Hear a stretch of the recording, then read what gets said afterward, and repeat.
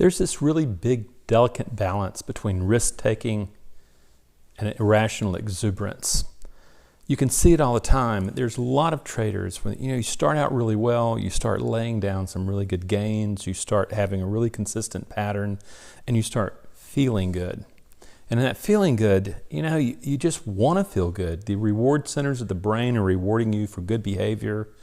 And at that particular moment in time, though, is what has to be really worked with for a trader, or really anybody who is really managing peak performance, is the delicate balance between risk-taking, which is really very much about the male hormone testosterone, and remaining disciplined and impartial.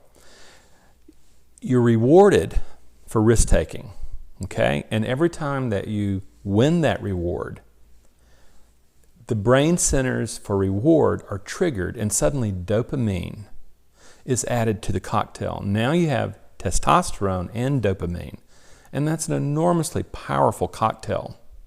The closest similarity to it would be like the drug cocaine, which we don't want to do. But in cocaine, what happens is that it actually stops the space of neurons, the synapse. It stops the uptake of dopamine in it. And doing so, you get higher and higher concentrations of dopamine. It feels really good. You feel on top of the world, You feel good. How many times as a trader have you done that? You feel good. The problem is that it becomes a slippery slope.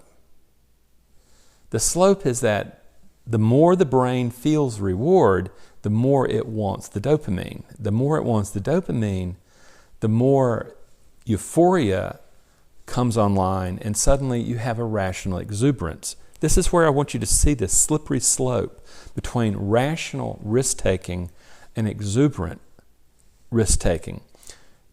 Those reward centers you've won, let's just say you've been on a good win streak, and you've had a lot of substantial gains, and you're going, wow, look at this, I'm on top of it, I'm in attune to the markets.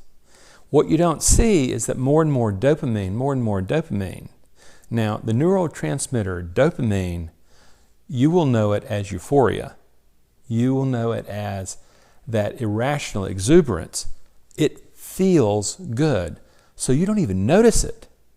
You don't even notice that euphoria as an emotion is compromising your ability to manage risk.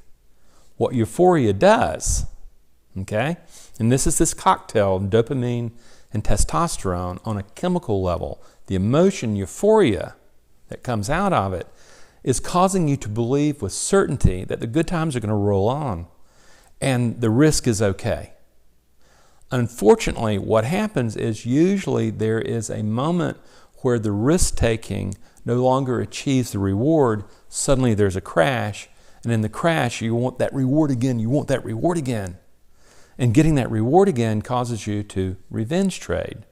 You've started over-trading to begin with because the dopamine and the reward system is beginning to cause you to believe that really the significant risk isn't there and that you can win this. In professional traders, you have a risk manager that's putting a brake on that system. And the professional trader rarely knows that they have a problem. They're wondering, hey, the victory's right around the corner. That's how drunk they are with euphoria.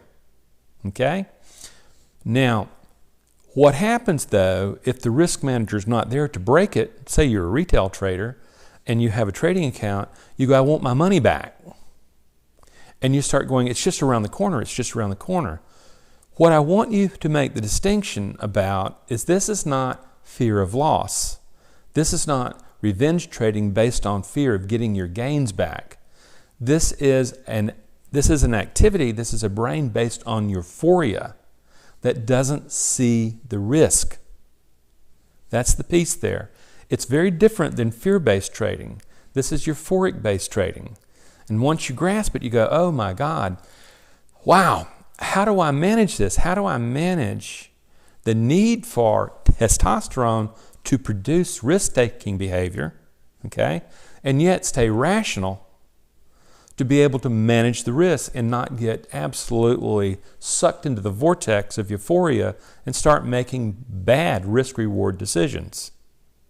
The key begins with emotional intelligence. You begin by saying, I need to learn more about this. I need to learn what my body's doing. And what a really good professional trader is learning is that the moment that he still starts feeling euphoria, feeling good, he knows he has a problem. He doesn't let it build till it gets out of control, till he's on the slope and he's slipped all the way. What he does is he realizes, I have to maintain a disciplined impartiality. Feeling good is for after the trade day is over. When I'm trading, I can see my risk. I need to manage it from disciplined impartiality, which generates the chemistry that allows you to manage risk and probability. So the first thing is you start noticing, I need to notice when I start feeling good, and I need to start coming back down to a calm, disciplined, impartial mind. Okay, that's the first thing. Then you start noticing what your body does. And you start using diaphragmatic breathing and relaxation and noticing your heart rate so that you can see the acceleration of the emotion and you calm it down. More powerful is when you add the mindfulness, awareness of what's going on inside mind, of chasing that trade, of chasing it, and recognizing that you've lost the position of waiting the trade to come to you. And now in your euphoria, you're stepping out and you're chasing the trade because you believe it's there and you can make it. So there you go. You go from this delicate balance that at first, and a lot of professional traders, a lot of retail traders make this mistake. They don't see euphoria as dangerous. They think, oh, fear, I've gotten over that. Euphoria is what separates the really professional trader from the guy just knocking a few hits and just winning. You're talking about the big things, the consistent winning percentage. Here, what you're saying is, I know how to manage it now. I know that there's a delicate balance. I need the testosterone. Okay? I need to be able to have that present so I can take the risk. But it has to be managed, and I have to see the point. I have to see the delicate balance between me going off the side of a cliff and me being able to take risks from a very, very rational state of point. There you go. It starts with mindfulness and breath, and then you start developing the power to know I can maintain this mind based in discipline and impartiality. I don't have to go to euphoria. I know that it's not good. Afterwards, it's a new ball game. It's time to have fun. I thank you very much, and I hope you've really gotten something out of this where you see that the risk-taking and the euphoria have to be managed to be able to produce the professional trading mind. Thanks a lot.